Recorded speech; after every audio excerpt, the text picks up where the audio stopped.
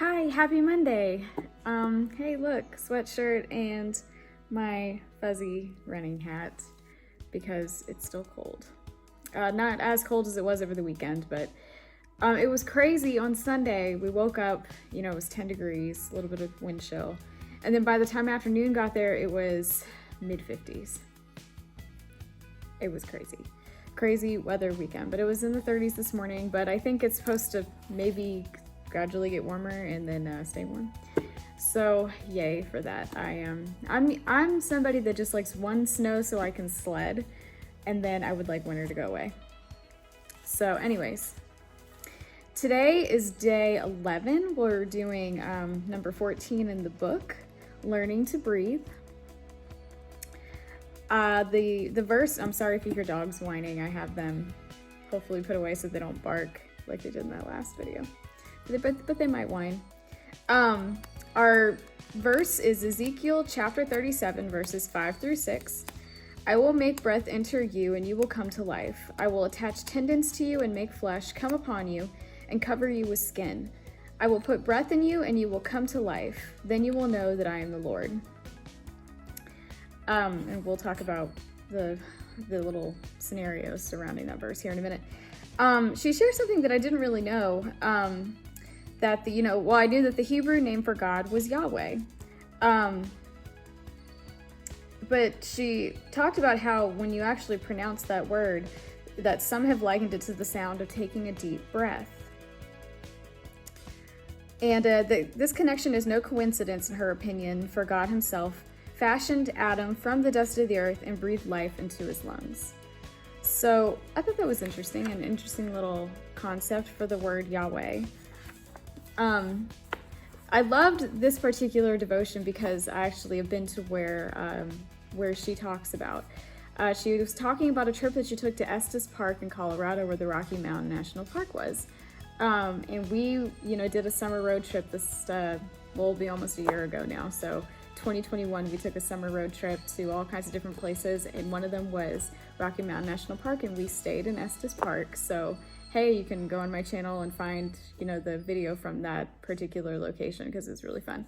But she talks about how it is at over 3,500 feet elevation. And, she decided to go for a run like all us runners do, especially when we're on road trips and someplace new, that's how we like to experience the new places, to go for a run. And I know my kids and I, we did when we went on our road trip, but she talked about how, because she was at a higher elevation than she was used to, she kind of had a hard time breathing. And I remember my kids and I, we talked about, because most of the places that we went on our road trip was much higher elevation than what we live at. So yes, it was interesting to run at elevation. But she talks about, relating that experience, that when we have times in life where sometimes kind of feels hard to breathe and we become short of breath. And those are the times we need to slow down and just focus on our breathing, which in my opinion is focusing on God himself, and just kind of like a recenter. And then she talks about when we share stories, when we bear witness to truth and pain, we offer each other breath. Breathing then comes a little easier. Inhale long, breathe out. And the verse from Ezekiel is the part of Ezekiel where it talks about it. There's a valley of dry bones, which is a symbol of lifelessness. And then God says to these bones, the verse that I shared, and he breathes into them, and the dry bones miraculously rattle and snap back to life. And there's several songs there. I know there's a Lauren Daigle song. There's a couple of other worship songs that, talk about that portion of Ezekiel and how that's what God does for us as he breathes life into us. And she talks about one of her favorite songs is Great Are You, Lord by All Sons and Daughters, which I love that song too. And how the song was especially meaningful when her first husband was battling cancer. The worship team from her church had come and did worship, and they sang that song.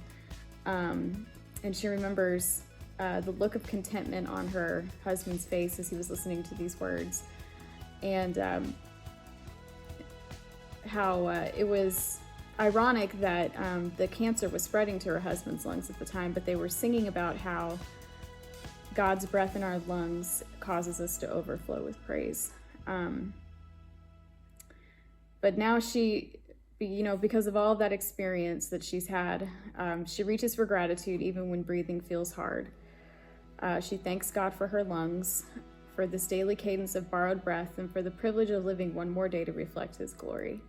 So I think that's a interesting thing to think about when we're out on a run, and a lot of times, if I'm at a hard part of a run, or maybe going up a hill or something like that, I will focus on my breathing, because it'll make it a little bit easier. But something that all of us can do is, as we're focusing on our breathing during a run, just thank the one that gives us that breath. With each breath that we take, say thank you, because it's a blessing. So her faith step is, have you ever ran at a higher altitude? And what do you remember about that experience? And she says to do what I just said, pay attention to your breathing.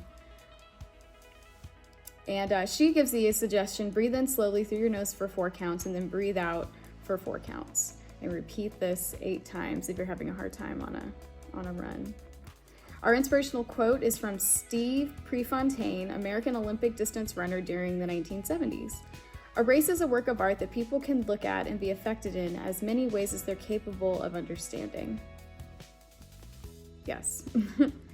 I think I learned something every race that I do. That's one of the reasons I love running, I think. Our training note from Coach Sean is that if you're going to go run at higher altitudes, you need to measure your expectations and to ease into a run and slow your pace. If you start running too quickly, your heart rate will spike, and it will be challenging to get your breathing under control unless you completely stop, which, most of the time we don't want to do if we just started. Drink water more liberally through a long run since the air is drier. Amen to that. I remember on our road trip, I was like, the air is so dry. So, learning to breathe. Another fabulous devotion. So I hope it's a great Monday for everybody. And tomorrow I will hopefully have a 2-part day. We are actually getting ready to fly out for my mother-in-law's celebration of life. So I'm going to try to keep up with these as best I can, but if one doesn't come out, that's why, because we're a little preoccupied with that. So I will see you tomorrow.